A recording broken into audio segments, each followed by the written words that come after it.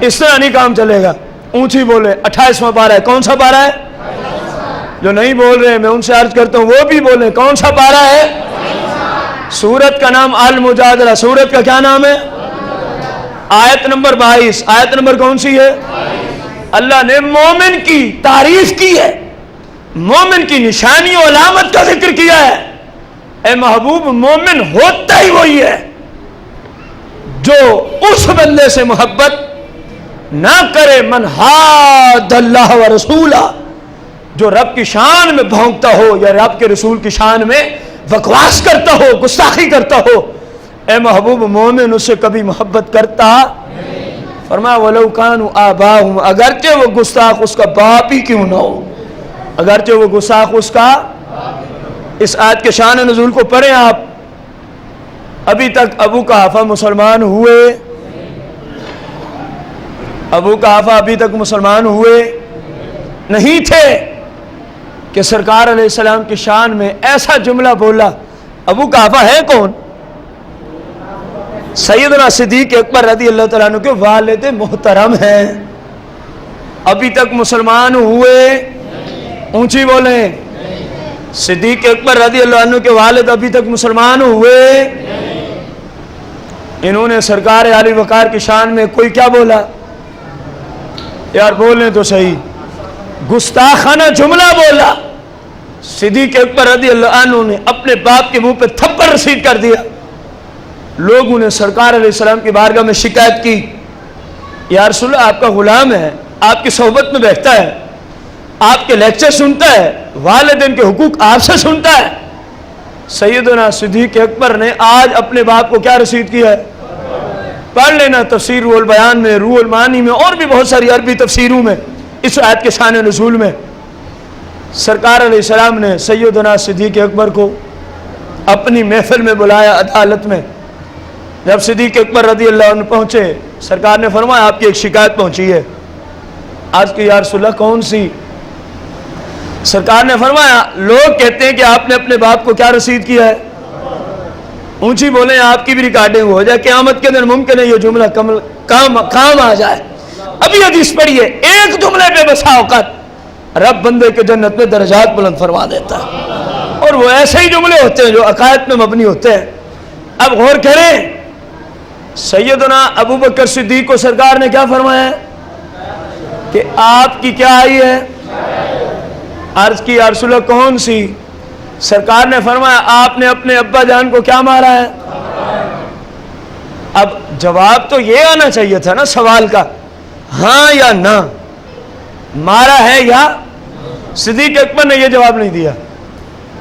عشق دیکھیں آپ, محبت دیکھیں آپ, کیونکہ شہنشاہ صداقت مزاج رسول علیہ السلام کو سمجھتے تھے کہ جب میں علت بیان کر دوں گا تو سرکار فرمائیں گے بالکل ٹھیک کیا ہے. اس لیے نہ ہاں کہا نہ کہا, بلکہ کیا کہا؟ پہلے سرکار کے پوچھنے کے بعد عرض کی یا رسول اللہ کاش, کیا فرمایا؟ کاش کہ اس وقت میرے پاس تلوار ہوتی. لوگ تو میرے تھپڑ پہ چیخو پکار کر رہے ہیں کہ اپنے باپ کو مارا ہے. یا رسول اللہ مجھ سے کوئی پوچھے کاش کہ اس وقت میرے پاس کیا ہوتی. یا رسول اللہ میں اپنے باپ کے سر کو قلم کر دیتا, یہ اب زندہ نہ نظر آتا. اس کی قسمت اچھی ہے کہ اس وقت میرے پاس تلوار موجود. اب ریزن عرض کی کہ یا رسول اللہ میں نے مارا کیوں ہے, وجہ کیا تھی. عرض کی یا رسول اللہ میرے باپ نے, کیونکہ ابھی تک ابو قحافہ سیدنا صدیق اکبر کے والد مسلمان ہوئے. عرض کی میرے ابے نے آپ کی شان میں گستاخی کی تھی. آپ کی شان میں کیا کی تھی؟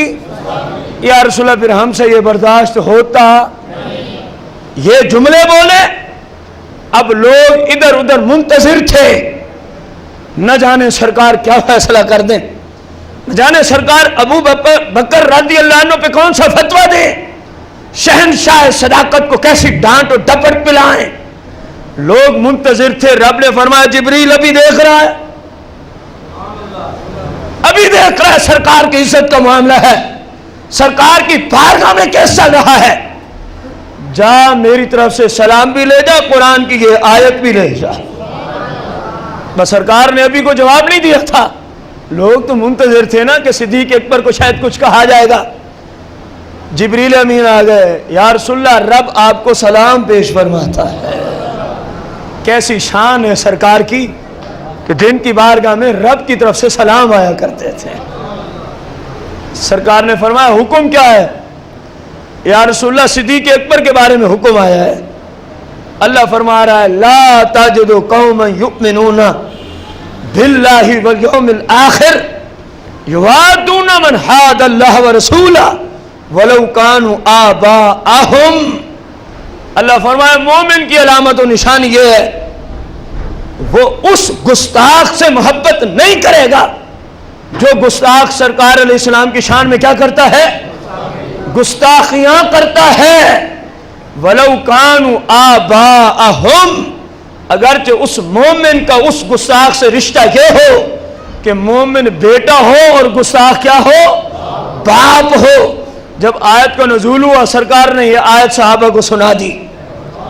رب فرما رہا ہے صدیق اکبر کی شان میں اس نے جو کیا ہے رب کی منشا بھی یہی ہے۔ اور آپ اس آیت کو گھر جا کے پڑھنا، اللہ نے اس میں 5 قسم کے وعدے کیے ہیں اس مومن سے جو اپنے گستاخ باپ کو بھی معاف نہ کرے۔ اس مومن سے کتنے وعدے کیے ہیں؟ ان میں 2 آپ کو بتاؤں گا وقت کی قلت کی وجہ سے۔ نمبر 1، رب نے فرمایا یہ وہ لوگ ہیں جن کے دلوں میں رب نے ایمان کو مضبوط جما رکھا ہے۔ کون سے لوگ؟ جو اپنے والد کو بھی معاف نہ کریں جب معاملہ ہے ذات مصطفیٰ کریم کا۔ ان کے دلوں میں رب نے ایمان کو مضبوط کر رکھا ہے۔ اور دوسرا وعدہ 5 میں سے فرمایا لہم مغفرۃ و اجر عظیم۔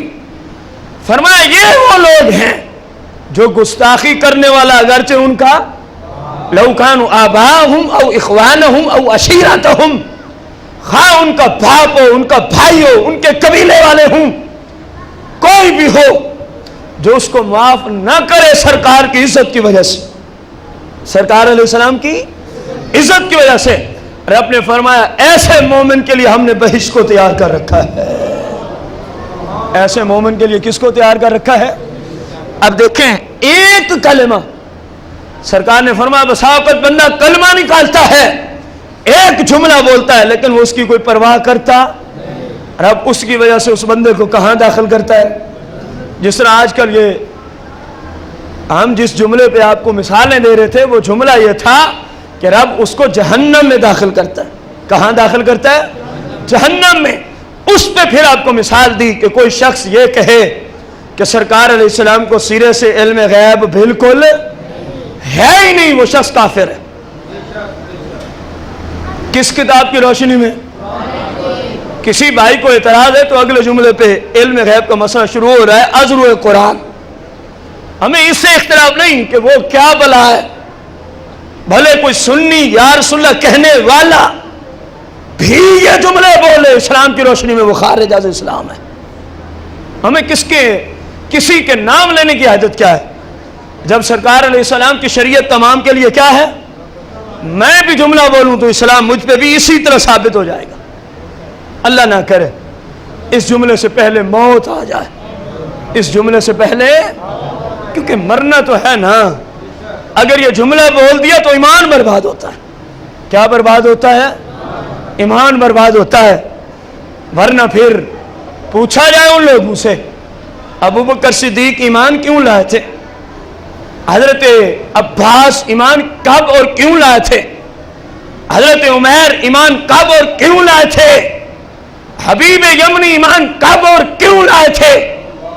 اس طرح کے کئی صحابہ ہیں جن کو ہم اپنے اس موضوع میں لے آئیں گے، جنہوں نے سرکار سے علم غیب کو دیکھا اور عرض کرنے لگے کہ آپ کیونکہ غیب بتا رہے ہو، غیب صرف نبی بتاتا ہے، لہذا ہمیں آپ مسلمان کیجئے۔ صدیق اکبر کب اور کیوں مسلمان ہوئے؟ خصائص کبریٰ کو پڑھیں۔ سرکار نے ان کو علم غیب پر ایک خبر دی تھی، یہ آئے نشانی مانگنے، سرکار نے غیب کی خبر دی جس کو صرف صدیق کو علم تھا اور کسی کو پتا۔ عربستان میں، تو فوراً عرض کی آپ واقعی اللہ کے سچے نبی ہیں، آپ واقعی اللہ کے سچے شہنشاہ صداقت جیسی ہستیاں غیب کو دیکھ کے مسلمان ہو جائیں۔ اور عجیب نظام ہے ادھر کہ جو غیب پہ عقیدہ رکھے وہ مشرک ہے۔